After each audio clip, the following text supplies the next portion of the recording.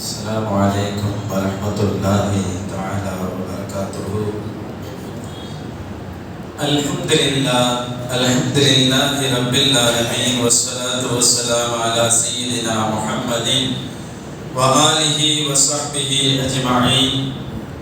قال الله تعالى في القرآن العظيم: بسم الله الرحمن الرحيم. قال ومن كفر فأمتعه قليلا ثم اضطره إلى عذاب النار وبئس المصير.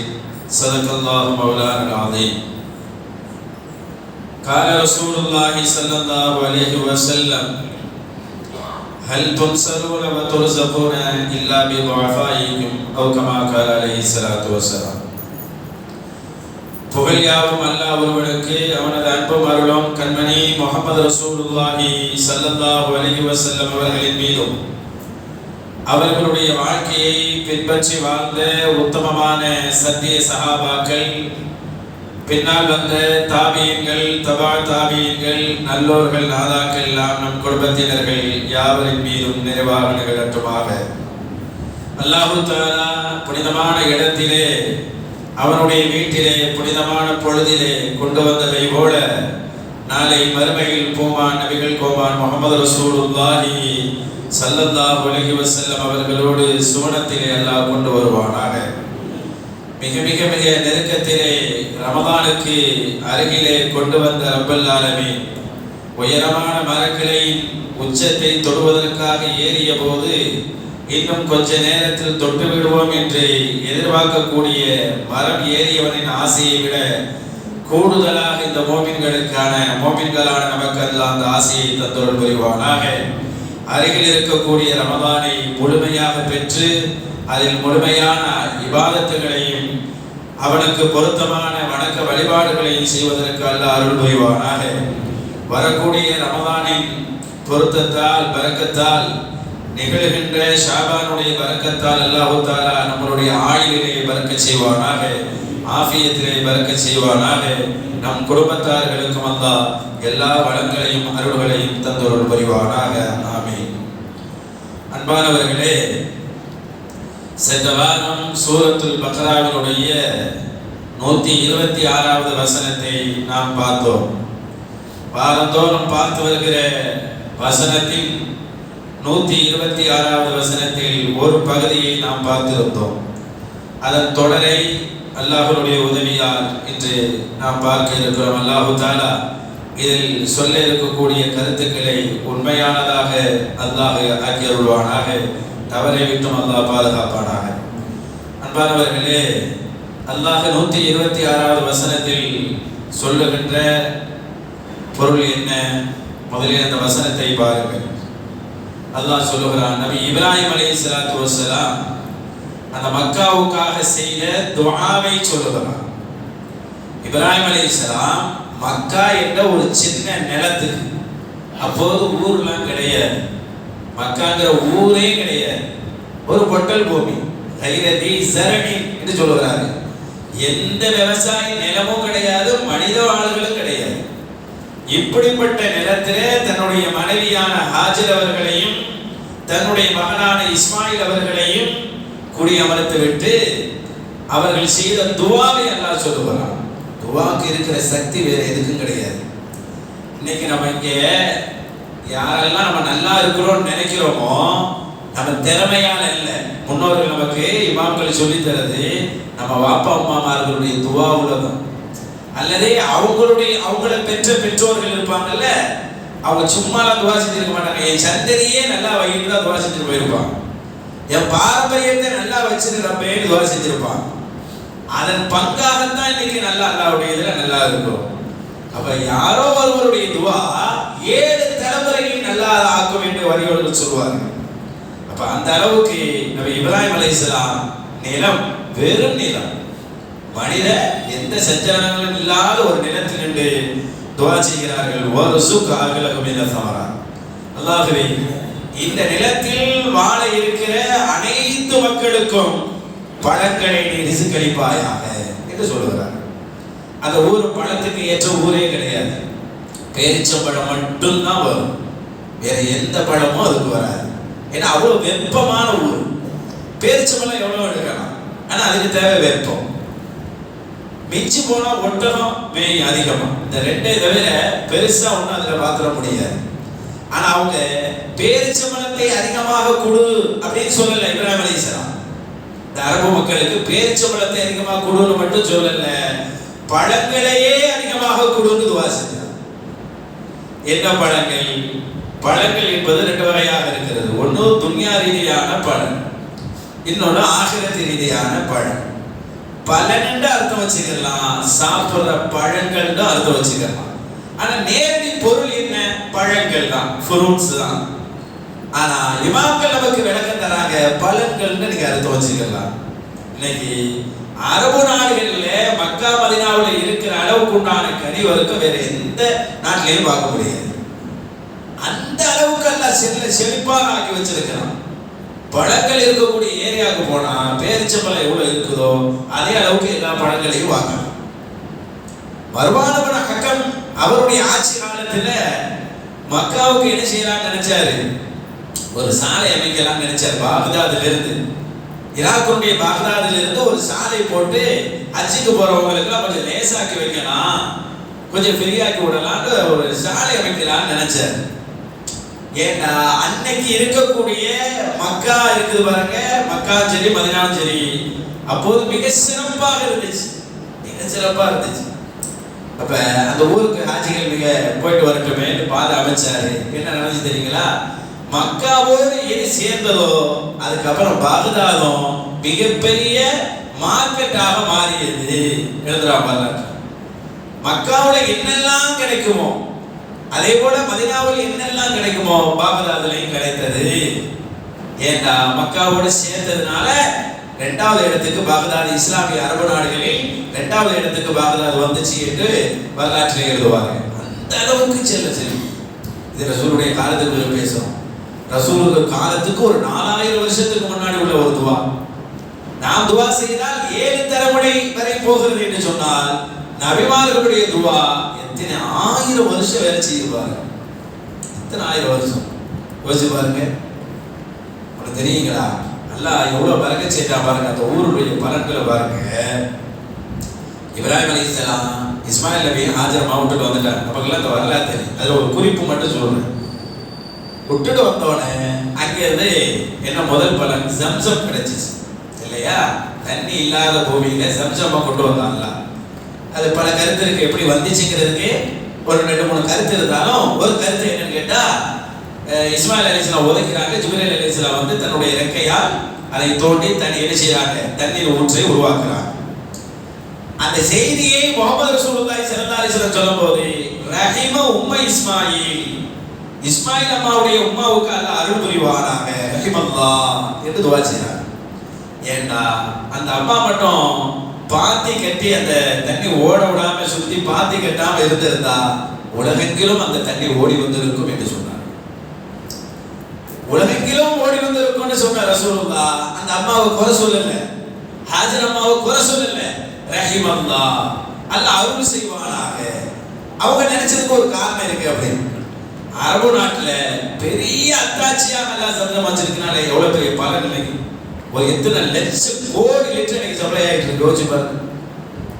இது என்னாச்சுன்னா, பொதுவாக சொல்லுவாங்க, ஜம்சம் குடிக்கும் போது யாரும் மரியாதையை நம்ம குறைச்சோன்னு சொன்னா அல்ல அந்த ஜம்சம் தண்ணி இல்லாம ஆக்கிடுவாங்க.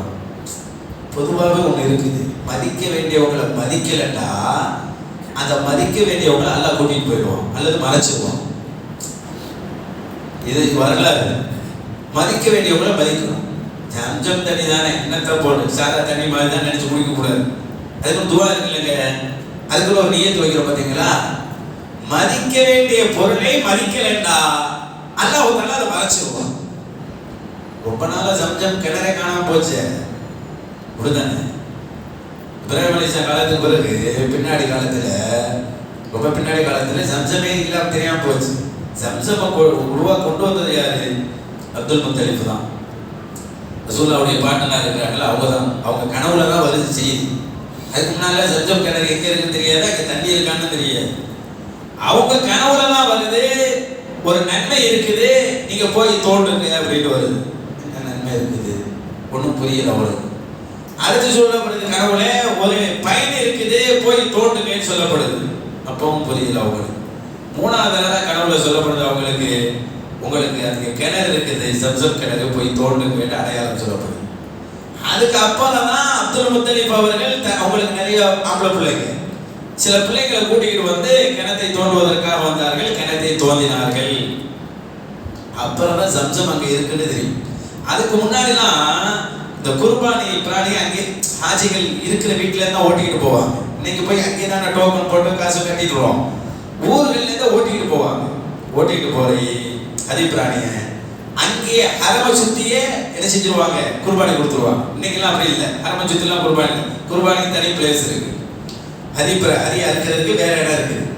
அப்ப அங்க வெற்ற இடத்துக்கு பக்கத்துல ஒரு கிணறு இருக்கு, அதை தோண்டுங்கன்னு சொல்லப்பட்டுச்சு. அப்துல் முத்தலிப் அவர்கள் தோண்டாங்க. அதுக்கு முன்னாடி எங்க சம்சம் இல்லை, இருந்துச்சு தெரியல, காணல. தோண்டதுக்கு அப்புறம் எல்லாம் வந்துட்டாங்க. தோண்டதுக்கு அப்புறம் எல்லாம் வந்தாங்க. எப்படி இஸ்மாயில் நபி உதஞ்சோட சம்சம் கிணறு வந்துச்சு, அதுக்கப்புறம் தான் எல்லாம் வந்துச்சு. அந்த சம்சமுக்கு எவ்வளவு பெரிய சக்தி இருக்கு தெரியுங்களா? அந்த கிணற்றை கொண்டுதான் அந்த மஹல்லாவே உருவானுச்சு. மக்காங்கிற மஹல்லா, மக்காங்கிற நகரம் சம்சம் தான் உருவாக்குது. அதான் அல்ல காரணமாக்குறான். சம்சமை பார்த்து தான் வந்த அந்த குழுக்கள், வரக்கூடிய நாடோடிகள், ஜுருகுங்கிற கூட்டத்தார்கள் வந்து குடியேறுறாங்க, அங்கே அமர்றாங்க, தங்குறாங்க. அப்ப ஹாஜரம்மா சொன்னாங்க, இங்க இருங்க, தங்குங்க, தண்ணிலாம் குடிச்சுக்கிருங்க, ஆனா அந்த லைசன்ஸ் எனக்கு தான், உரிமை எனக்கு தான், நீங்க அந்த உரிமை கொண்டாடக்கூடாது. அப்புறம் அந்த கூட்டத்தில் தான் இஸ்மாயில் நபி பொண்ணு எடுக்கிறாங்க. அப்படியே ஜனத்தோட ஒரு மஹல்லா உருவாகுது. எதை வைத்துதான்? கிணற்றை வைத்துதான், நீரை வைத்துதான், தண்ணீரை வைத்துதான், சம்சமை வைத்துதான் மஹல்லாவே உருவாகுது. இவ்வளவு பெரிய வேலை செஞ்சிருக்கிறாங்க. அதே மாதிரி அப்துல் முத்தலிப் தோண்டிட்டாங்க. இப்ப எல்லாம் ஓடி வந்துட்டாங்க.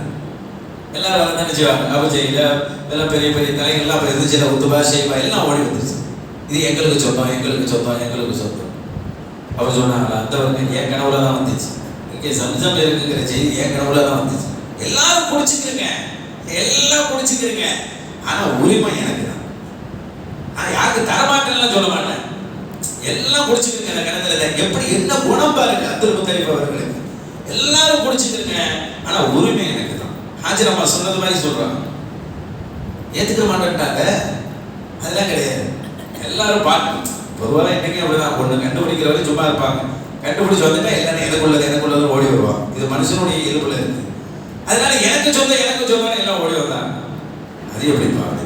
சரி வாங்க, பக்கத்து ஊர்ல ஷாப்ல ஒரு அம்மா ஒண்ணு இருக்குது. அது குறி பார்க்குற அம்மா.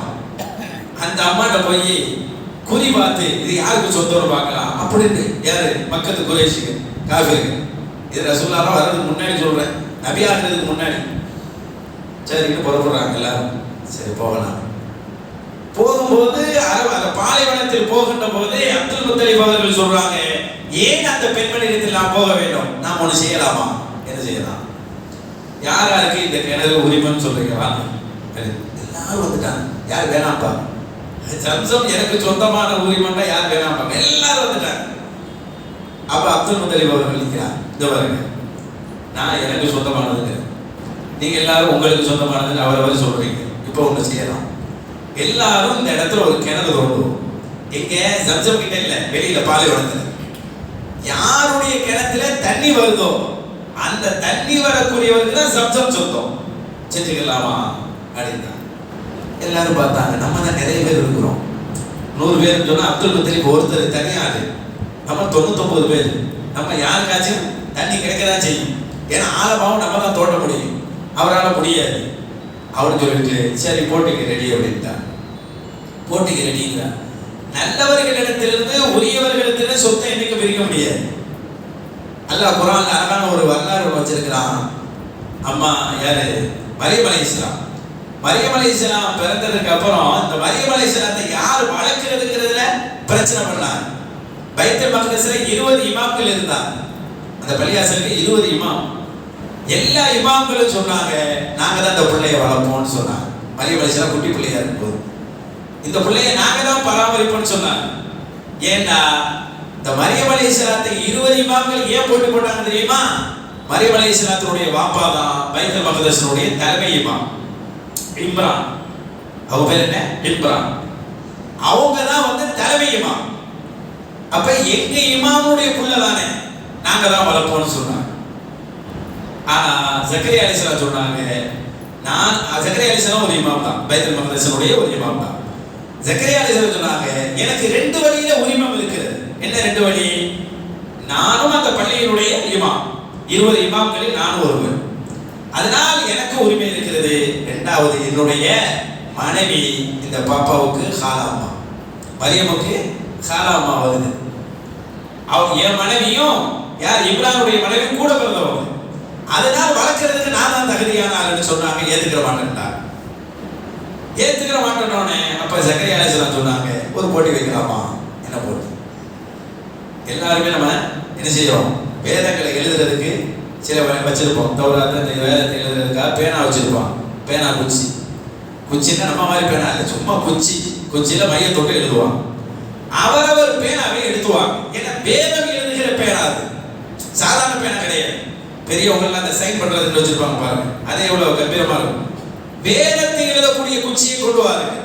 20 ஆலிம்சாவும், ஆலிம்சானா அவங்க இதுல 20 ஆலிம்சாவும் வேதத்தை எழுதுகின்ற குச்சியை எடுத்து வருகிறார்கள், பேனாவை.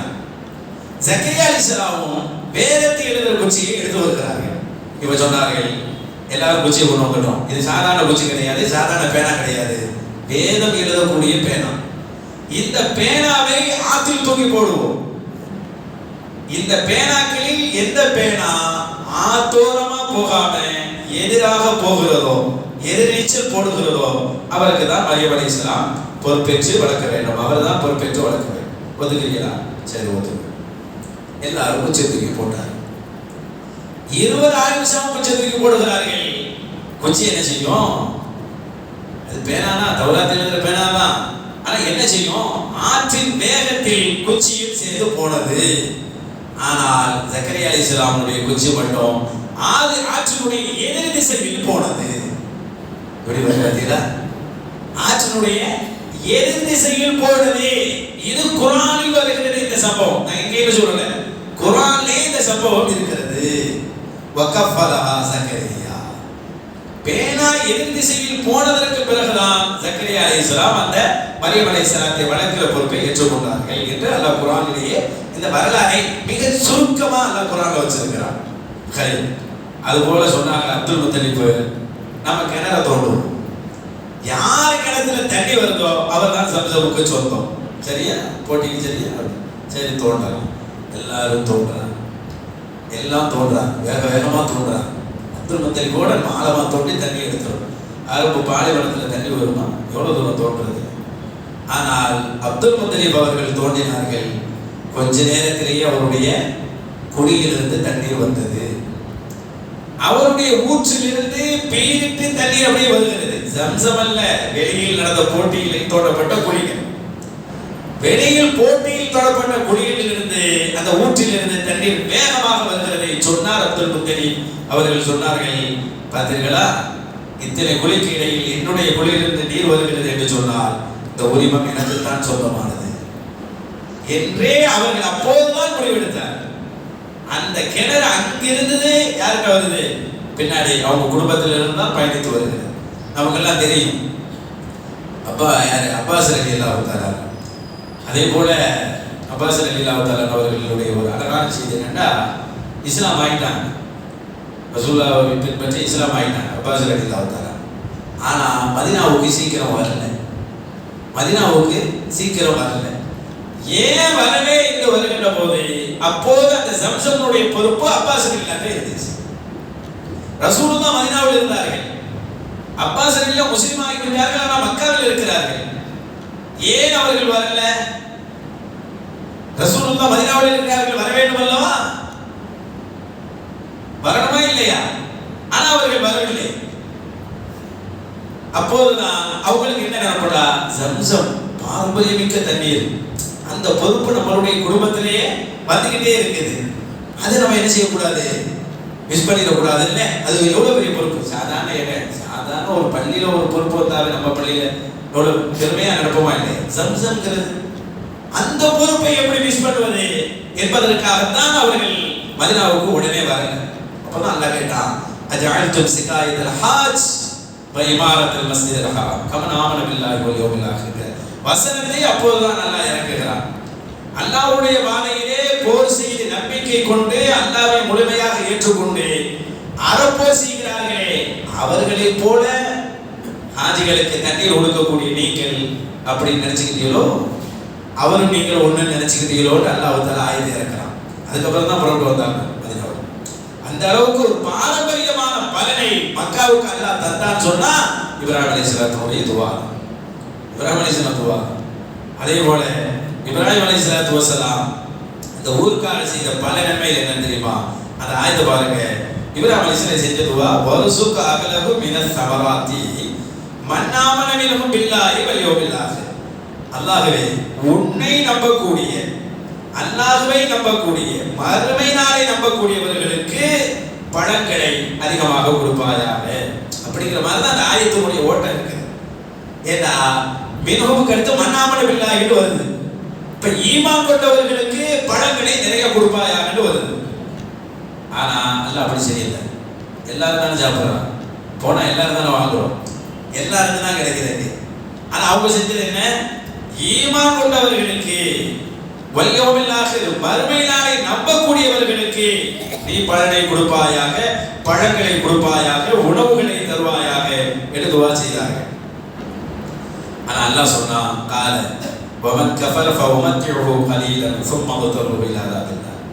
இப்ராஹிம் அவர்களே, அல்லாஹ் சொல்றான், நான் நிராகரிக்க கூடியவரையும் இந்த உலகத்தில் கொஞ்ச காலம் சுக அனுபவிக்க செய்வேன், அவங்களுக்கு சுகத்தை இந்த உலகத்தில் கொடுப்பேங்கிறான். இப்ராஹிம் நபி அப்படி துஆ கேட்கிறாங்க. அல்லாஹ் எப்படி பதில் சொன்னான்டா, இப்ராஹிம் நபி கேட்டது, அல்லாஹ்வே இந்த பள்ளியை கட்டியாச்சு, காபாவை கட்டியாச்சு, காபாவுக்கு வெறும் முஸ்லிம்கள் வர போறாங்க, ஹஜ் செய்யறதுக்கு அவங்க தான் வருவாங்க. அப்ப அப்படி வரக்கூடிய அவர்களுக்கு எல்லா விதமான உணவுகளையும் தருவாயாக என்று துஆ செய்றாங்க. அல்லாஹ் சொன்னா, தப்பி தவறி காஃபிர்கள் வந்தாலும் சரி, இந்த உலகத்தினுடைய நியதி என்ன தெரியுமா? எனக்கு எல்லாருக்கும் கொடுப்பேன். இந்த உலகத்தினுடைய நியதி மறுமையில் கிடையாது, இந்த உலகத்தின் நியதி அவர்களுக்கு கொடுப்பேன் அப்படின்னு சொல்றான். இப்ராஹிம் நபி சிந்தனை வேறு, அந்த சிந்தனை அல்லாஹ் மறுக்கல. அல்லாஹ்வின் பார்வை வேறு. அல்லாஹ்வுக்கு அதனால தான் ரஹ்மான் பேரு.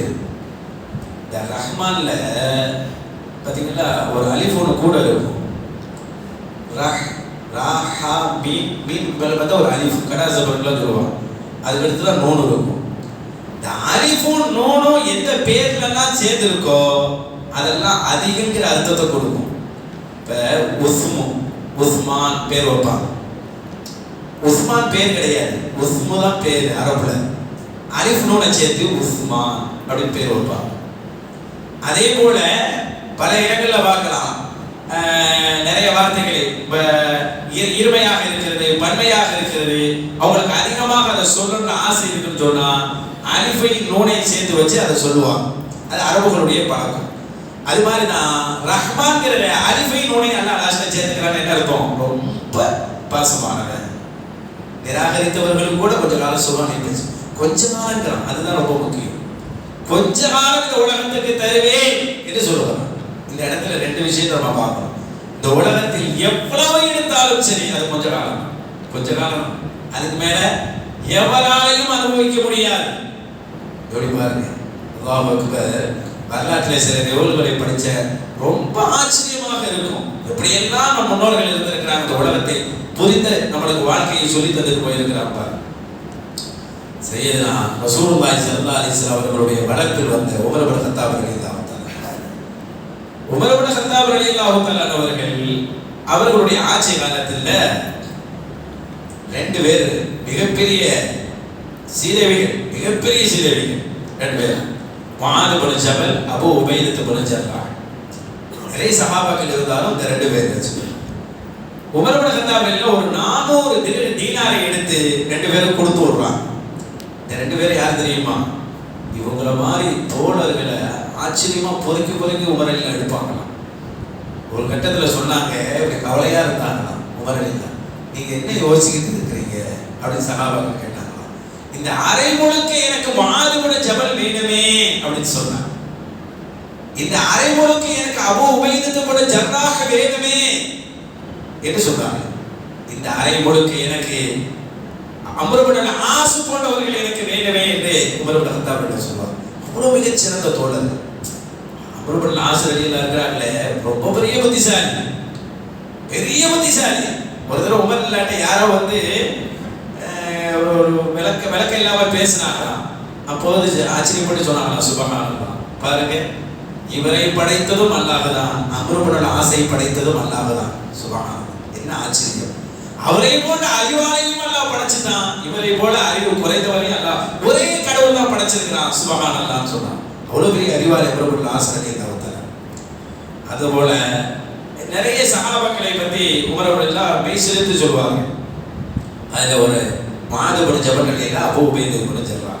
யார் இந்த அபூ உபைதா இப்னு ஜர்ராஹ்? ரசூலுல்லாஹ் சொல்வாங்க, அமீனு ஹாதிஹில் உம்மா, இந்த சமுதாயத்தின் நம்பிக்கையாளர். ரசூலுல்லாஹ் பட்டம் கொடுக்குறாங்க அபூ உபைதா ரலியல்லாஹு. முஆத் இப்னு ஜபல் ரலியல்லாஹு யாரு? நாளை மறுமையிலே ஆலிம்கள் எல்லாம், ஆலிம் ஷால்லாம் அவங்க பின்னாடி தான் நிற்பாங்க. ஆலிம் ஷாக்களின் அமீர், அமீருல் உலமா என்று அவர்களுக்கு பேர். சரி, நான் ஒரு தீனார் எடுத்தேன் அவங்க ஆட்சி காலத்தில். நான் ஒரு தீனார்ல தெரியுமா, ஒரு தீனார் வந்து 4 கிராம் சொல்லுவாங்க. 4 கிராம் கொஞ்சம் கூட கூட அவை ஒரு கிலோ கணக்கில் வரும். அவ்வளோ தங்கத்தை எடுத்து ஒரு ஆள்கிட்ட போய் அபூ உபைதா கொடு அப்படின்னு சொன்னாங்க.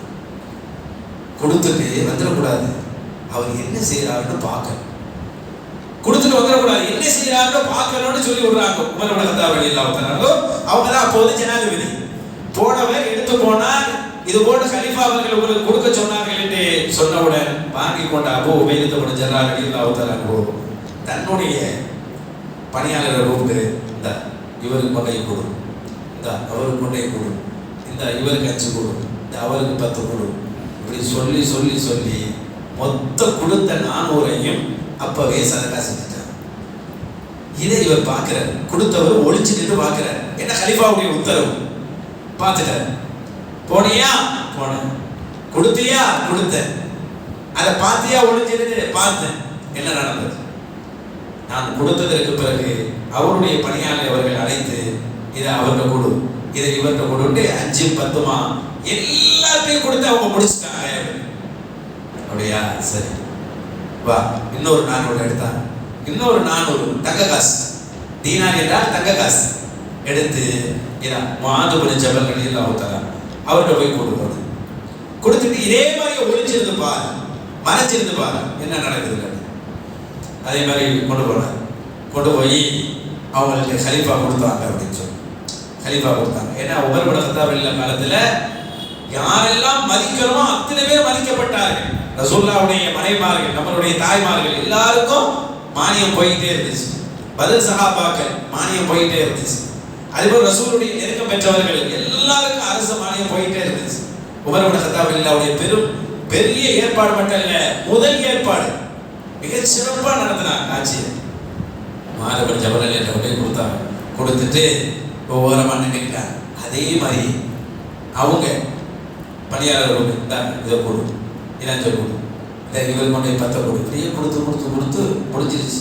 இப்போ வீட்டில் இருக்க மனைவி சொன்னாங்கன்னா, ஏங்க நம்மள்கிட்ட என்ன இருக்குது, நம்மளுக்கு ஒன்றுமே இல்லை. யார் இந்த முஆத் இப்னு ஜபல் ரலியல்லாஹு தெரியுங்களா? வசதியான உலகம் கிடையாது, லட்சக்கணக்காக பணம்லாம் இல்லை. ரசூலுல்லாஹ்வுடைய காலத்தில் இவங்கள்ட்ட கடை நிறைய ஆயிடுச்சு. கடை நிறைய ஆகி திவால் ஆகிற அளவுக்கு கடை நிறைய ஆயிடுச்சு, கொடுக்க முடியல. ரசூலுல்லாஹ்ட்ட ஓடி வராங்க, நாயகமே கடன் வாங்கிட்டேன், கொடுக்க முடியல நாயகமே, எல்லாரும் என்கிட்ட வந்து கடன் கட்டி நிற்கிறாங்க, என்ன செய்யறதுன்னு தெரியலையே அப்படின்னு முஆத் இப்னு ஜபல் ரலியல்லாஹு வந்து நிற்கிறாங்க. கொஞ்ச காலம் தான் வாழ்ந்தாங்க, சின்ன வயசு தான், வந்து நிற்கிறாங்க. ரசூல் ஸல்லல்லாஹு அலைஹி வஸல்லம் எல்லாத்துக்கும் வழிகாட்டுறவங்க. ரசூல் ஸல்லல்லாஹு அலைஹி வஸல்லம் என்ன செஞ்சாங்க? அப்படியே வாப்பா உட்காரு, உட்கார சொன்னாங்க. உட்கார்ந்துட்டு தோழர்களை கூப்பிட்டாங்க. தோழர்களே வாங்க, முஆத் இப்னு ஜபல் ரலியல்லாஹு தஆலா, இந்த முஆத் சில பேரிடத்தில் கடன் வாங்கி விட்டு கொடுக்க முடியாமல் நிலையில் இருக்கிறார். யாராருக்கு ஜகாத் உரியதுக்கோ கொண்டு வா, யாரார் ஜகாத் கொடுக்கோ கொண்டு வா. எல்லாரும் கொண்டு வந்தாங்க. கொண்டு வந்து கொடுத்ததுக்கு அந்த ஜகாத்தை எடுத்து கடன் கேட்டு வந்தாங்கல்ல, முஆத் வாங்கிட்டாங்க, எனக்கு கடன் கொடுங்கன்னு சொல்லி கேட்டு வந்தாங்கல்ல, இந்தாப்பா உனக்கு, இந்தாப்பா உனக்கு, இந்த காசு ஜக்காத் வசூல் பண்ணி ஜக்காத் காசு எடுத்து முஆத் ரலியல்லாஹுடைய கடனை முஹம்மது ரசூலுல்லாஹி ஸல்லல்லாஹு அலைஹி வஸல்லம் நிவர்த்தி செய்யறார். சொல்லிட்டு திரும்ப இவருக்கு ஏதாவது பணம் வந்தால் அதை கொடுக்க வேண்டியவர்கள் இவர் கொடுப்பார் என்று சொல்லி அனுப்பி வைக்கிறார். இந்த அளவுக்கு வறுமையில் இருந்தவர்கள், இந்த அளவுக்கு ஏழ்மையில் இருந்தவர்கள் தான் முஆத் பின் ஜபல் ரலியல்லாஹு தஆலா. இது பெரிய கோடீஸ்வரர்கள் கிடையாது, இல்ல நார்மலான வாழ்க்கையில வசதியோடு வாழ்ந்தவங்களும் கிடையாது, இல்லாதவங்க தான், வீட்டில் உடனே வச்சுக்கிறாதவங்க தான்.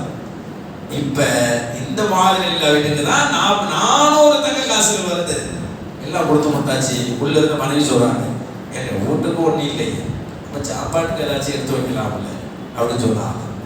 அப்படி என் வீட்டில் ஒன்றும் இல்லையா அப்படின்னு, சரி இதெல்லாம் எடுத்துக்க அப்படின்னு சொன்னாங்க. அப்புறம் என்னன்னு எடுத்து பார்த்தா 2 காசு இருந்துச்சு. 400 காசுல 2 காசு தான் மிச்சமாக, இதை நீ எடுத்துக்க அப்படின்னு சொன்னாங்க. ஏன் 2 காசுண்டா, முஆத் பின் ஜபல் ரலியல்லாஹு தஆலா அவர்களுக்கு 2 மனைவி, ஒரு மனைவிக்கு 1 காசு, இன்னொரு மனைவிக்கு 1 காசு. எல்லாம் எப்படி ஏற்பாடு பண்றாங்க?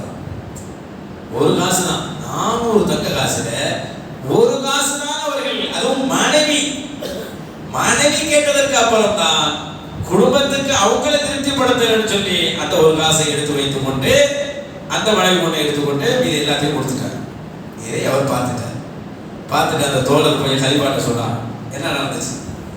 அந்த தோழர் எப்படி நடந்து கொண்டாரோ அது போல தான் நடந்து கொண்டார். கடைசியில் 2 காசை எடுத்து வீட்டுக்காக வைத்துக் கொண்டார் என்று சொன்னார். அப்போதுதான் கலீஃபா உமர் இப்னு கத்தாப் ரலியல்லாஹு சொன்னார், பார்த்தீர்களா அல்லாஹ்வின் தூதரின் தோழர்களை பார்த்தீர்களா? இவர்கள் யார் தெரியுமா? ஹும் இஹ்வத்துன், இவர்கள் எல்லாம் சகோதரர்கள். பாதுஹும் மின் பாத், ஒரே மாதிரியான குணம் படைத்த சகோதரர், ஒரே மாதிரி குணம் இருக்கும். நீங்க முஆத் பின் ஜபல் என்ன குணம் பார்க்கிறீங்களோ அதே குணம் அபூ உபைதா ரலியல்லாஹு தஆலா அவர்கள்ட்ட இருக்கும், அதே குணம் அம்ர் இப்னு ஆஸ் ரலியல்லாஹு தஆலா அவர்கள்ட்ட இருக்கும். இப்படி ரசூலுல்லாஹ் எப்படி ஒரே குணமானவர். என்ன குணம்? எல்லாத்தையும் கொடுக்கிற குணம். இல்லாட்டிலும் சரி, இந்த உலகம் அற்பமானது, இந்த உலகம் கொஞ்சம் சுகம் தரக்கூடியது. அலிரலில்லாஹ் தான் சொல்லுவாங்க, அலிரலில்லாஹ் எவ்வளவு பெரிய புத்திசாலி, அலிரலில்லாஹ் எவ்வளவு பெரிய புத்திசாலிங்க அவங்க சொல்லுவாங்க. இந்த செய்தி ஹசன் பஸ்ரி ரலியல்லாஹு சொன்னதாகவும் செய்தியில போடுறாங்க. என்னண்டா, நம்ம துனியாவுல எதெல்லாம் சம்பாதிக்கிறோமோ சம்பாதிக்கிற அனைத்துக்கும் கேள்வி கணக்கு இருக்கு. ஹலாலா சம்பாதிச்சா ஹலால அத்துன்யா ஹலாலுஹா ஹிசாபுன் வ ஹராமுஹா இகாபுன். ஹலாலா சம்பாதிச்சா கூட விசாரணை இருக்கு. பெரிய லக்கேஜோட ஏர்போர்ட்டுக்கு போனா அது போட்டிங்களா முடிச்சு எல்லாம் வர எவ்வளோ நேரம் நம்ம வெயிட் பண்ணி வர வேண்டியதாக இருக்கு. ஒருத்தர் கை வீசிக்கிட்டு போனால் எவ்வளோ சீக்கிரமாக வெளியே வந்தாலும் உள்ளே போயிடலாம். அது மாதிரி எவ்வளோ பொருளை நம்ம வைத்துக் கொண்டு இருக்கிறோமோ அந்த அளவுக்கு விசாரணை இருக்கு. சரி, ஹராமா சம்பாதிச்சா தண்டனை இருக்கு என்று சொன்னார். அப்ப துன்யாவில் எதை தேடினாலும் அப்போ ஹலாலே தேடினாலும் வர்றதுக்கு ஜன்னத்துக்கு வர்றதுக்கு ரொம்ப லேட் ஆகும், ரொம்ப லேட் ஆகும்னு சொன்னார். சஅத் இப்னு முஸய்யிப் ரலியல்லாஹு தஆலா அவர்கள் மிக சூப்பரான தாபியீன்கள் ஒருவர். அவங்களுக்கு ஒரு மகள் இருந்துச்சு. நம்மளாம் யாருக்கு கல்யாணம் பண்ணி கொடுப்போம்? நம்ம அறிவு, நம்ம தரம், நம்மளுடைய தராதரத்தை பார்த்து தான் கல்யாணம் பண்ணோம். அது தப்பு ஒன்றும் கிடையாது. ஆனால் நம்ம அப்படிதான் பண்றோம், தப்புன்னு சொல்ல முடியாது. ஆனால் நம்ம முன்னோர்கள் எப்படி பார்த்தாங்க பாருங்க. என்ன செஞ்சாங்கடா, பெரிய இறைநேசர் சஅத் இப்னு முஸய்யிப் ரலியல்லாஹு அவர்களை வந்து பல முறை தஃசீர்ல நான் சொல்லி இருக்கிறேன். அவர்களுக்கு ஒரு மகள் இருந்தது. அந்த மகளை பெரிய பெரிய ஹலீஃபாக்கள் பொண்ணு கேட்டாங்க. தன் மகனுக்கு வலிதுக்கு கேட்டார்கள், பெரிய பெரிய அரசனுக்கு பொண்ணு கேட்டார்கள். எல்லாரும் பேசிக்கிட்டாங்க, நீங்க மட்டும் உங்க பொண்ணு அரசருக்கு கட்டி கொடுத்தா துன்யாவே உங்க காலடிக்கு வந்துடும், துன்யாவே உங்க காலடிக்கு வந்துடும்.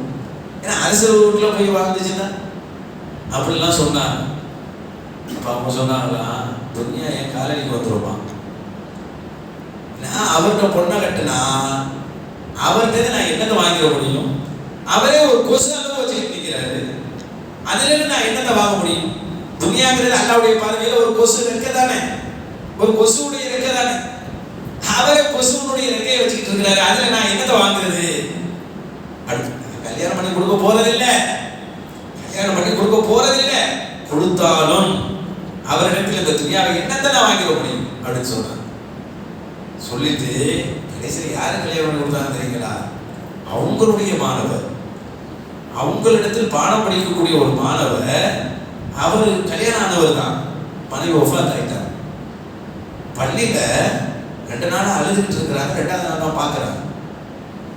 பார்த்து என்ன அப்பா மதரசாக்கு காணலையே, என்ன விஷயம்? அப்படி என் மனைவி ஒஃபாத் ஆயிட்டாங்க. இன்னும் வசதியானவரெல்லாம் இல்லை, மனைவி ஒஃபாத் ஆயிட்டாங்க அப்படின்னு சொல்லி அழுது கொண்டு அல்லாட்ட துவா செஞ்சுக்கிட்டு இருந்தாங்க. இப்போ இன்னொரு கல்யாணம் பண்ணிக்கிற வேண்டியது தானே? அப்படி எனக்கு யாரும் கல்யாணம் பண்ண வைப்போம், இல்லை நான் எப்படி போய் கல்யாணம் பண்ணுறேன்? அப்படி ஒன்றுமே கிடையாது, எனக்கு வழியும் கிடையாது. அப்படி நான் தான் என் பொண்ணை கல்யாணம் பண்ணி தரட்டேன் அப்படின்னு கேட்டா, நான் என் பிள்ளைய உனக்கு கல்யாணம் பண்ணி தரட்டேன் அப்படின்னு. என்ன உஷார் சொல்றீங்க? அப்படி என்கிட்ட ஒன்றுமே இல்லை உஷார், 3 திருகம் தான் வச்சிருக்கேன், வெள்ளி காசு. திருகம் சொன்னா வெள்ளி காசு, 3 திருகம் தான் வச்சுருக்கேன் உஷார் அப்படின்னு சொல்லி. எனக்கு 2 திருகம் போதும், என் மகளுக்கு 2 திருகத்தை கொடுத்து என் மகள் கல்யாணம் பண்ணிக்கிறீங்களா? அப்படி அரசர்கள் கேட்டார்கள், பெரிய பெரிய இளவரசர்கள் வந்து நின்றார்கள். கிடையாது, என் பிள்ளைங்க நீங்க பொருத்தமானவங்க கிடையாது என்று சொல்லி தன்னுடைய மாணவரை, தன் மனைவியை இழந்துவிட்ட ஒரு மாணவரை தேர்வு செய்து, அவர் பெரிய சொத்துக்காரன் கிடையாது, 3 வெள்ளி காசு வச்சுட்டு நிற்கிறாரு. தங்க காசு கிடையாது, வெள்ளி காசு. அப்பெல்லாம் வெள்ளியில தானே காசு இருக்கும், தங்கத்துல இல்ல வெள்ளியில. காசு இப்படித்தானே இருந்துச்சு. இன்னைக்கு தானே வெள்ளி தங்கத்தை தனியா பிரிச்சு காசை தனியா பிரிச்சு விட்டாங்க. ஒரு 3 வெள்ளி காசு வச்சுக்கிறாங்க. வெள்ளி நோட பெருசாவும் எடுக்க தேவையில்லை. அந்த காசை வைத்து இருந்தவருக்கு பொண்ணை கொடுத்து ஆச்சரியப்பட வைத்தார்கள். மட்டுமல்ல, அன்று இரவே கொண்டு போய் அவர் கையிலே ஒப்படைத்தார்கள். பிள்ளையோட போய் நிற்கிறான் வாசல்ல, கதவை தட்டினாங்க. நான் நினைச்சேன், நான் கவலையா அழுதுகிட்டு இருந்தாலும் உஸ்தாது ஒரு சந்தோஷப்படுத்துறதுக்காக சொன்னாங்க விலகி. சில நேரத்தில் சொல்லுவோம்ல, ஒன்றும் படாதீங்க நான் கவனிச்சுக்கிறேன் எல்லாத்தையும் அப்படின்னு சொல்லிட்டு போயிடுவார். அப்படியே போயிடுவார், திரும்பி வரமாட்டார் அப்படின்னு நினைச்சுக்கிறேன். அப்புறம் ஒரு ஆறுதலுக்கு சொல்லியிருப்பாங்க. வீட்டுக்குள்ள இருந்தா கதவு தட்டுறாங்க. யாருன்னு கேட்டேன், சாய் யாருங்க நிறைய சாயத்து இருந்தாங்க. நிறைய சாயத்துக்களை நான் யோசிச்சு பார்த்தேன். ஆனா என் உஸ்தாதை திங்க் பண்ணல. ஏன் என் உஸ்தாதுடைய யோசனை வரல தெரியுங்களா? 40 வருஷமா என் உஸ்தாதை பார்க்கிறேன். வீடு டு பள்ளி, பள்ளிவாசல் டு வீடு, வேற எங்கேயும் போக மாட்டான். 40 வருஷம் நான் கேள்விப்பட்ட செய்தி. என் கனவுலை நான் பார்த்திருக்கிறேன். நான் பார்த்த வாழ்நாள் முழுக்க வீடு டு பள்ளி, பள்ளி டு வீடு, வேற எந்த வீட்டுக்கும் போனது இல்லை. அதனால என் உஸ்தாதுடைய நினைப்பு எனக்கு வரல. திறந்து பார்த்தா என் உஸ்தாத் சாயல் இல்லா இருந்தார்கள். என்ன திடீர்னு வந்திருக்கிறீ அப்படி? அதான் என் பொண்ணு உங்களுக்கு தான் பேச முடிச்சுட்டேனே. ஆமா உஸ்தாத், அதுக்கப்புறம் நீங்க ஏன் தனியா தங்குறீங்க? இந்த இருக்கு உங்க மனைவி அப்படின்னு சொல்லி அன்று இரவே தன் மகளை என் மனைவியாக கொண்டு வந்து சேர்த்து விட்டவர்கள் என் உஸ்தாதே சாயபுரம் செய்யவர்கள் இல்லாவதானோ. அப்போதுதான் இந்த உம்மத்துக்கு ஒன்று புரிய வச்சாங்க, இந்த உலகம் என்பது மிக சொற்பமான சுகம் கொண்டது. என்று சொல்றான் பாருங்க, கொஞ்ச நாள் சுகம், கொஞ்ச நாள் சுகம் எப்படி பாருங்க. அதனாலதான் நிறைய பேர் பாருங்க வழிமார்கள்லாம் நிறைய வழிமார்களை பார்க்கலாம். ஆனா பெரிய அரசர்களா இருப்பாங்க, அரசர்களா இருப்பாங்க. அதுல இருந்து இறங்கி வருவாங்க. நம்ம இறங்கி வந்துட்டாங்க நினைப்போம், இல்ல அவங்க ஏறி போயிட்டாங்க. ஆகிரத்து மறுமையினுடைய உயர்வுல ஏறிட்டாங்க. ஆனா நம்ம இறங்கிட்டாங்கன்னு நினைப்போம். திருச்சியில தமிழக பாஷா இருக்கிறாங்க. அவங்க சாதாரணவங்க கிடையாது, சாதாரண ஊருக்காரவங்க கிடையாது. ஒரு காலத்துல அவங்களுடைய ஊர்ல பேச முடியாது. பலஸ்தீன் இன்னைக்கு இருக்கு, டமாஸ்கஸ், பைத்துல் மக்திஸ், அவங்க சொந்த ஊர் அதுதான். ஆனா அந்த நேரத்துல எல்லாம் வந்து யாராவது வெளிநாட்டு தூதர்கள் வந்தா கூட எங்கேயாச்சும் வச்சு பேசி அனுப்பி விட்டுருவாங்களே தவிர பைத்துல் மக்திஸ் இருக்கிற இடத்துக்குள்ள கூட்டிட்டு வர மாட்டாங்க. ஏன்னா வெளிநாட்டு அரசர்கள் அந்த நிலத்தையோ அந்த பகுதியோ பார்த்துட்டா இதை வெற்றி பெறுவதற்காக, இதை வாங்குவதற்காக எந்த வேலையும் செய்வாங்க. அப்படி கண்கொள்ளா காட்சியாகும் எது பலஸ்தீன். அப்படி இருக்கும் அந்த ஊர். அதனால எங்கேயாச்சும் ஒரு இடத்துல காட்டி பேசி அனுப்பி வச்சிருவாங்க. அவ்வளவு சூப்பரான ஊரில் பிறந்து அங்கிருந்த பல நாடுகளுக்கு, ஆப்கானிஸ்தான் போன்ற பல நாடுகளுக்கு பயணம் செய்து எல்லாம் ஒரு கட்டத்தில் அவர்களை கவர்னராக, அந்த பகுதியின் நிலத்தில் கவர்னராக நியமித்தார்கள், தலைவராக ஆக்கினார்கள். எல்லாத்தையும் விட்டுட்டு நம்மளுடைய தாய்நாடு இதே திருச்சியில இன்னைக்கும் போகலாம். நம்மளாம் என்ன செய்வோம், அவங்கள ஃபக்கீர் மாதிரி பார்ப்போம். அல்லாஹ் பார்த்தோம் நம்ம பார்வையில் அவர்கள் அப்படி தெரிவார்கள், ஆனால் அல்லாஹ்வுடைய பார்வையில் ஏற்றம் பெற்றவர்கள். ஏன்னா அந்த உலகம் சுகம் கம்மியானது, ரொம்ப ரசூல் ஸல்லல்லாஹு அலைஹி வஸல்லம் ஒரு தடவை என்ன செஞ்சாங்கன்னா தூங்கணும்னு சொன்னாங்க. மனைவிமார்கள் எப்போ கணவர் மேல ரொம்ப பாசம் இருக்கும். ரசூலுல்லாஹ் கணவராக கிடைச்ச மனைவிகளை என்ன சொல்றது, நமக்குலாம் அவங்க தாய்மார்கள். அப்போ நினைச்சாங்க ரசூலுல்லாஹ் எப்போ லேசாக தூங்குறாங்க, கொஞ்சம் நல்லா தூங்க வைக்கலாம்னு சொல்லி கீழே விரிப்பு இருக்கு பார்த்தீங்களா, அந்த விரிப்பை ஒரு 4 மடக்கி போட்டாங்க. சாதாரண பெட்ஷீட் இருக்குல்லங்க, 2 போட்டால் லேசாக இருக்கும், 4 போட்டால் லைட்டாக ஒரு பெட்டு மாதிரி இருக்கும். என்னதான் அப்படி போட்டு விட்டாங்க. ரசூலுல்லாஹ் வந்து அவங்க தூங்கிட்டா அன்னைக்கு தகஜ்ஜுத் தொழ முடியாமல் போயிடுச்சு. தகஜ்ஜுத் தொழ முடியாமல் போயிடுச்சு. ஒரு விரிப்பை 4 போட்டது. அப்ப ரசூலுல்லாஹி ஸல்லல்லாஹு அலைஹி வஸல்லம் மனைவிட்ட சொல்றாங்க, ஏன் இப்படி செய்தீர்கள்? வளமையாக 2 தானே மடிப்பீர்கள், ஏன் 4 மடித்தீர்கள்? 4 மடித்ததுடைய சுகம் அந்த தூக்கம் என்னை லயித்து என்னை தகஜத்தை என்ன செய்து விட்டது, தள்ளி வைத்து விட்டதே என்று சொல்றார். இப்படிப்பாரு 4 மடிச்சு போடுறதோட ரசூலுல்லாஹ் வேண்டாம், இந்த உலகத்துல வேண்டாம் அப்படின்னு.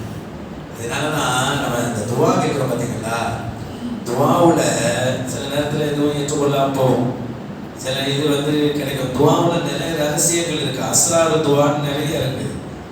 எல்லாம் ஒரு மனுஷனை படைக்கும் போது அவனுக்கு பெரிய இதை ஏற்பாடு பண்ணிடுவான். சொர்க்கத்தில் இன்னும் பெரிய ஒரு பெரிய நல்லவர்களுக்கு எவ்வளோ மதிப்பை கொடுப்பான் அந்த அளவு ஏற்பாடு பண்ணிடுவான். பண்ணிட்டு அவனை தூக்கி துனியாவில் விட்டோன்னு எந்த அமலும் செய்ய மாட்டான். துனியாவுக்கு வந்துடுவான். இந்த வந்தா வேலை செய்யணும்ல, ஆனா இங்க படைக்கப்பட்டாச்சு. அவனுக்குரிய இடம் ரொம்ப உயர்வான இடம் அங்க இருக்குது. ஆனா இங்க வந்து அவன் எந்த வேலையும் செய்ய மாட்டேங்கிறான், எந்த நல்ல வேலையும் செய்ய மாட்டேங்கிறான். இவன் எப்படி அங்க கொண்டு போறது? ஆனா அந்த இடம் உருவாயிருச்சு, இவனுக்குன்னு உருவாக்கியாச்சு. நல்லா அப்ப என்ன செய்யறான்னா, இவன் நல்ல வேலை செய்ய மாட்டேங்கிறான்னு சொல்லிட்டு இவனுக்கு சில சோதனைகளை கொடுப்பாங்க. காய்ச்சல் வரும், தலைவலி வரும், உடம்பு முடியாம போகும். நல்ல ஆளா இருப்பாரு, சொல்ல முடியாத அளவு சில சிரமத்தில் இருப்பான். இப்படியெல்லாம் இருக்கும். ஏண்டா இவன் நல்ல பணி செய்ய மாட்டான், இவனுக்கு அந்த இடத்தை கொடுத்தாகும். இப்ப எப்படி கொடுக்கிறது? அதுக்காகவே அல்லாஹ் தஆலா இந்த மாதிரி சின்ன சின்ன வேலைகளை செய்ய வச்சு இவனுக்கு அதை தாங்க வச்சு இந்த நோய் தாங்கியதன் காரணமாக அல்லாஹ் அந்த உயர்வை கொடுப்பான் என்று நம்மளுக்கு பெரியவர்கள் எழுதி தர்றாங்க. இப்படியெல்லாம் இருக்கு. சில தியாகத்தை ரசூலுல்லாஹ் எவ்வளவு சிரமப்பட்டாங்கன்னா நம்ம தெரிஞ்சிருக்கிறோம். ஆனா எங்கேயுமே நிம்மதியற்று இருந்தாங்கன்னு பாருங்க. நிம்மதியான வாழ்க்கை இந்த உலகத்தில் வாழ்ந்தார்கள். ஒண்ணும் இல்லாத போதும் கூட எல்லா பிள்ளைகளையும் தன் கையால் அடக்கம் பண்ணினார்கள் பாத்திமா அம்மாவை தவிர. ஆனால் நிம்மதியோடு தான் வாழ்ந்தார்கள். நிம்மதினா அல்லாஹ் எனக்கு இப்படி குறை பண்ணிட்டான் அப்படிங்கிற எண்ணம் இல்லை, அந்த நிம்மதி. எனக்கு அல்லாஹ் இவ்வளவு பரிசுக்கிட்டான் அப்படிங்கிற நிம்மதியெல்லாம் அவங்க இல்லை. அவங்க நிம்மதியோடு அல்லாஹ்வுடைய முழு திருப்தியோடு தான் இருந்தாங்க. ஏன் கேட்டா அல்லாஹ் தஆலா இந்த உலகத்தை சொல்லும் போது ரொம்ப சொற்பமான சுகம், அதை காஃபிர்களுக்கு நான் கொடுப்பேன், காஃபிர்களுக்கு அதை நான் கொடுப்பேன், முஸ்லிம்கள் என்று சொல்லல. இப்ராஹிம் நபி கேட்கும்போது மன்னாமன பில்லான்னு சொல்றாங்க, ஈமான் கொண்டவர்களுக்கு நீ எல்லா பணங்களையும் கொடுப்பாயா, உணவளிப்பாய். அல்லாஹ் சொல்லும்போது காஃபிர்களுக்கு என்ன செய்தது?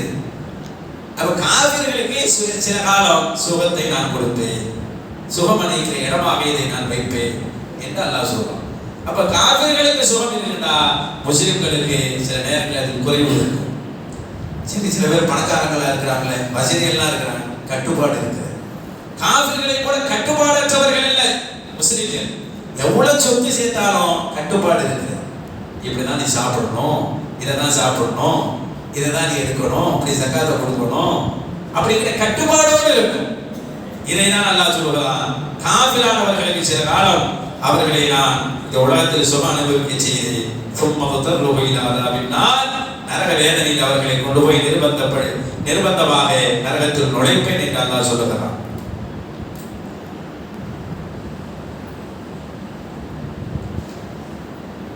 அன்பு நிறைந்தவர்களே, அல்லாஹ் சொல்லுகிறான், இந்த காஃபிர்களை நரக வேதனையின் பக்கம் நான் நிர்பந்திப்பேன். அந்த நரகம் என்பது செல்லும் இடத்திலே சேரும் இடத்திலே மிக கெட்ட இடம் அப்படின்னு எல்லாம் சொல்லுறான். அப்ப என்னதான் அந்த உலகத்துல சுகமா வாழ்ந்தாலும் நாளைக்கு போற இடம் அது நரகம்தான் அப்படின்னு நம்ம சொல்லலாம். அதனாலதான் ரசூல் ஸல்லல்லாஹு அலைஹி வஸல்லம் என்ன சுகம் அனுபவிச்சாலும் நரகத்தை ஞாபகப்படுத்திக்கிட்டே இருந்தாங்க. நரகத்தை யாவப்படுத்திக்கிட்டே இருந்தா, விசாரணை யாவப்படுத்திக்கிட்டே இருந்தா. அப்ப காபிர்களை கண்டு நீங்கள் என்ன செய்ய வேண்டாம், நீங்க பதட்டப்பட வேண்டாம், பொறாமைப்பட வேண்டாம், அவங்க எவ்வளவு ஜாலியா இருக்குன்னு நினைக்க வேண்டாம். அவங்களுக்கு இந்த உலகத்துல கொஞ்சம் சுகம் கொடுப்பேன்னு சொல்றோம். சரி, வேலும் தெரியல. இப்ப இந்த ஆயத்தை நமக்கு சொல்லக்கூடியது நபி இப்ராஹிம் அலைஹிஸ்ஸலாத்தினுடைய துவா 4000 ஆண்டுகளை கடந்தோம். இன்னைக்கு மக்கா இவ்வளவு செழிப்பாக இருந்து கொண்டு இருக்கிறது. யோசிப்பார், இவ்வளவு செழிப்பாக இருக்கிறது, எவ்வளவு இது யோசிப்பா. மக்காவில் பார்க்க வேண்டிய இடம் என்ன, சஃபாங்கிறது என்ன, மருவாங்கிறது என்ன, அரஃபாங்கிறது என்ன, முஸ்தலிஃபாண்டா என்ன, மீனாண்டா என்ன, யோசிச்சு பாருங்க. மக்காம் இப்ராஹிம் என்ன, ஹஜருல் அஸ்வத் என்ன, ருக்குல் யமான் என்ன, அதே போல மீசாப் என்ன, எல்லாம் யாரை சொல்லுகிறது? இப்ராஹிம் நபியை தான் சொல்லுகிறது. அவங்களுடைய குடும்பத்தார்களை தான் சொல்லுகிறது. அங்க அவங்க செஞ்ச துவாவை தான் சொல்றது. நல்லவர்கள்ட்ட துவா வாங்கிறோம். அந்த துவா 10,000 வருஷம் பயனுள்ளதாக இருக்கும். ஒரு ஊருக்கு துவா செய்யறாங்க, 10,000 வருஷம் அது நன்மையாக இருக்குது. அதனால அல்லாஹ் அந்த ஆயத்தின் வழியாக சொல்றான், உனக்கு யார் நல்லவர்னு தெரியுதோ அவங்கள்ட்ட துவா வாங்கிக்கிறது. அது உங்களுக்கு மட்டுமல்ல, உங்க தலைமுறைக்கு அது பயனாக அமையும். நல்லவர்களின் துவா தலைமுறைக்கு பயனாக அமையும். சில பேர் துவாலாம் எப்படியெல்லாம் அமைஞ்சிருப்பார். வரலாற்றுல ஆசிம் பின் சாபித் ரலியல்லாஹு தஆலா சூப்பரான ஒரு தோழர். இவங்க யாருடா? உமர் ரலியல்லாஹு தெரியுமில்ல, உமர் ரலியல்லாஹுடைய மனைவி ஜமீலா அம்மா, அவங்களுடைய சகோதரர் உமர் ரலியல்லாஹுக்கு மச்சான். அந்த மரம் வரும் ஆசிம் பின் சாபித் ரலியல்லாஹு தஆலா. இவங்க ஒரு போர்ல ஒரு பெண்மணியினுடைய மொத்த ஆம்பளை பிள்ளைங்களையும் போர்ல கொண்டுறாங்க. அவங்களாம் காஃபிரா போர்ல வந்தாங்க. ஆசிம் ரலியல்லாஹு அவங்க அல்லாஹ்வுக்காக போர் செய்தவர்கள் பார்க்கல, யாரெல்லாம் எதிராக நின்றார்களோ கொலை செய்தார்கள். அது என்னடா, ஒரே ஃபேமிலியில வந்த அந்த பிள்ளைங்களை கொலை செஞ்சுட்டாங்க. அப்போது அந்த பிள்ளைகளை இழந்த அந்த தாய் அவ சொன்னா, இந்த ஆசிமுடைய தலையை நான் எடுக்காமல் சாக மாட்டேன். இந்த ஆசிமுடைய தலையை யார் எடுத்து வந்து தருகிறாரோ அவருக்கு 100 ஒட்டகத்தை நான் கொடுப்பேன். ஏன்னா என் குடும்பத்தில் இருக்க எல்லா ஆம்பளை பிள்ளையும் அவர் கொண்டுட்டார். 100 ஒட்டகம் கொடுப்பேன்னு சொல்லு. யார? இந்த ஆசிம் பின் சாபித் ரலியல்லாஹுடைய தலையை கொண்டு வரும். பிந்தி 6 ஹிஜ்ரி 4 நினைக்கிறேன். அந்த நேரத்தில் வெளியூர்ல இருந்து ஒரு கூட்டம் வந்து, நாங்கள் எல்லாம் முஸ்லீம் ஆகிட்டோம், எங்களுக்கு குர்ஆனை ஓதி கொடுக்கிறதுக்கு ஹாஃபிதுகளை அனுப்பி வைங்கன்னு சொன்னாங்க. ஸல்லல்லாஹு அலைஹி வஸல்லம் சில ஹாஃபிதுகளை ரெடி பண்ணி, குர்ஆன் ஓதக்கூடிய காரிகளை ரெடி பண்ணி ஊருக்கு அனுப்பி வச்சாங்க. அப்புறம் தான் தெரிஞ்சிச்சு அவங்க முஸ்லீம் அல்ல, ஏமாற்றி வந்திருக்கிறார்கள் என்று. குறிப்பிட்ட தூரம் போன பிறகு அழைத்து போன அந்த சஹாபாக்களுக்கும் அழைத்து போனவர்களுக்கு இடையில சண்டை நடக்கிறது, பயங்கரமான சண்டை. அதுல ஆசிம் ரலியல்லாஹு இருக்கிறார். இப்ப ஆசிம் ரலியல்லாஹு கடுமையாக அவர்களோடு போர் செய்கிறார். இவர்கள் வந்தது ஓதி காட்டுவதற்கு வந்தது, ஆனால் மோசடி செய்து கூட்டி வந்து இன்னைக்கு சண்டை நடக்கிறது. ஸ்ட்ரென்த் நம்ம கம்மி, அவங்க அதிகமாக இருக்கிறார். இப்ப ஆசிம் ரலியல்லாஹு குத்தப்பட்டு கட்டுட்டார். அவர்கள் முனைந்து போர் செய்ய நினைக்கும் போது முடியவில்லை. திரும்பவும் தாக்கப்படுகிறார்கள். தாக்கப்பட்டு குற்றுயிராக இருக்கிறார்கள். இப்போதுதான் அவர்கள் ஒரு துவா செய்கிறார்கள், அல்லாஹ்வே, நான் முந்தைய போரில் ஒன்றில் உனக்காக நான் போர் செய்தேன். போர் செய்த போதே ஒரு பெண்மணியுடைய பிள்ளைகள் அனைவரையும் நான் கொண்டு விட்டேன். என்னுடைய எந்த காழ்ப்புணர்ச்சியும் கிடையாது, உனக்காக நான் அதை செய்தேன். ஆனால் அந்த அம்மா ஒரு சபதம் எடுத்திருக்கிறார், என்னுடைய தலையை எடுத்து ஏன் மண்டை ஓட்டையிலேயே மது குடித்து அந்த மண்டை ஓட்டையை நடுவில் வைத்து பெரும் விருந்து அளிப்பதாக அவர் வாக்களித்திருக்கிறார். கொண்டு வரக்கூடியவருக்கு 100 ஒட்டகம் தருவதாக சொல்லி இருக்கிறார். அதனால் என் உயிர் உனக்காக போகிறது, அல்ஹம்துலில்லாஹ். ஆனால் அல்லாஹ்வே, இஹ்தமைது, அவர் சொல்லுகிறார், இஹ்தமைது தீனக ஃபி அவ்வலி நஹார், பகலின் முதல் பகுதி ஃபுல்லா அந்த மார்க்கத்தை சுமந்து கொண்டு பாதுகாத்துக் கொண்டிருந்தேன். ஆனால் என்னை மாலையில் அவர்கள் கொண்டு விட்டார்கள். இரவு முழுக்க அல்லாஹ்வே அவர்கள் கண்ணில் படாமல் என்னை பாதுகாத்து என்று சொன்னார். என்னுடைய உடலோ என்னுடைய தலையோ அவர்கள் கையில் கிடைக்கக்கூடாது ரப்பே. நான் இப்படி கொல்லப்பட்டு விட்டேன், ஷஹீதாக்கப்பட்டு விட்டேன் என்பதை ஃபஸ்பிர் அன்னா நபியக ஸல்லல்லாஹு அலைஹி வஸல்லம், ஹபீப் ஸல்லல்லாஹு அலைஹி வஸல்லம் சொல்லிடுறப்ப அப்படின்னு தனியா நின்று அல்லாட்ட பேசுறான். தனியா நின்று எப்படி இருக்கும்? குற்றுயிரா இருக்கு. ஒரு மழை இல்லை. ரசூலுல்லாஹ் மதீனாவுல.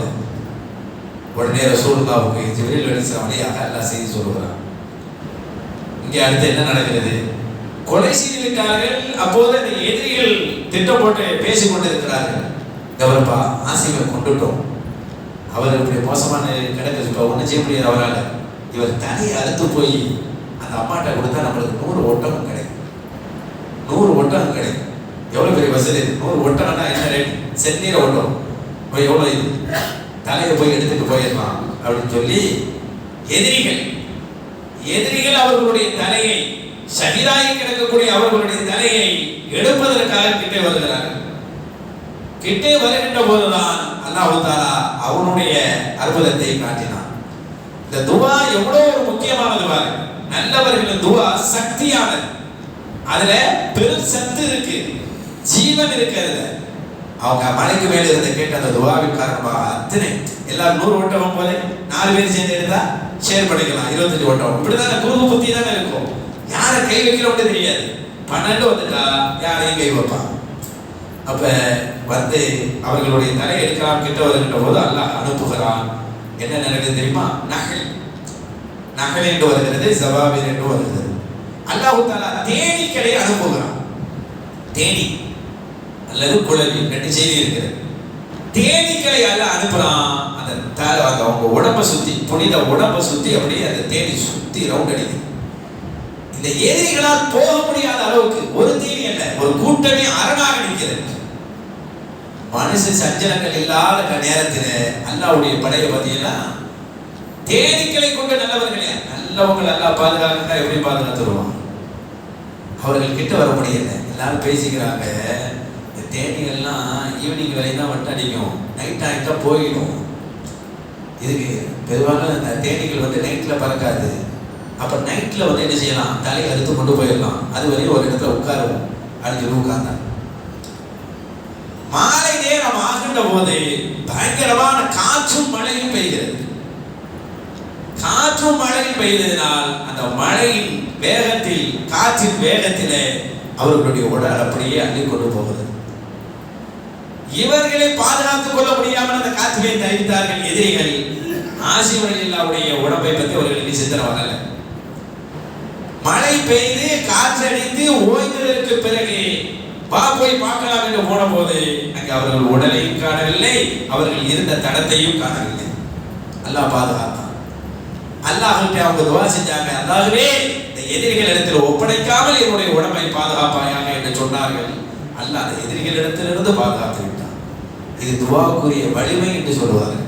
நல்லவர்கள் வாயிலிருந்து வருகின்ற ஒரு வார்த்தை இருக்குது பாருங்க, அல்லாஹ்வுடைய அரிசிக்கு போகிறது. இப்ராஹிம் அலைஹிஸ்ஸலாம் துஆ செஞ்சார்கள் பாருங்க, 10,000 வருஷம் இன்னைக்கு வாழ்ந்து கொண்டு இருக்கிறது துஆ. அந்த அதனுடைய அடையாளம் தான் சிறப்பாக மக்கமா நகரம் அரபு நாடுகள் இன்னும் இருப்பதற்கு காரணம் அல்லாஹ் தஆலா அந்த மகான்களை, அந்த நல்லோர்களை, அந்த நபிமார்களை நேசிக்கிற உயர்ந்த தௌஃபீக் அல்லாஹ் தந்தருள்வானாக. அவர்கள் எந்த வழியை காட்டி தந்தார்களோ அந்த வழியிலே வாழ அல்லாஹ் அருள் செய்வானாக. அவர்களை மதித்தும் அவர்களை நினைத்தும் வாழுகின்ற நல்ல கூட்டத்தில் அல்லாஹ் தஆலா நம்மை ஆக்கி அருள் புரிவானாக. வரக்கூடிய ரமதானை அல்லாஹ் தஆலா முழுமையாக நசீபாக்கி தருவானாக. அதில் குர்ஆனை அதிகமாக ஓதுகின்ற தௌஃபீக்கையும் அல்லாஹ் தந்தருள் புரிவானாக. ஆமீன். வ ஆகிரு தஅவானா அல்ஹம்துலில்லாஹி ரப்பில் ஆலமீன். அஸ்ஸலாமு அலைக்கும் வரஹ்மத்துல்லாஹி வபரகாத்துஹு. அல்லாஹு அலா முஹம்மத் ஸல்லல்லாஹு அலைஹி வஸல்லம். ஸல்லல்லாஹு அலா முஹம்மத் ஸல்லல்லாஹு அலைஹி வஸல்லம். ஸல்லல்லாஹு அலா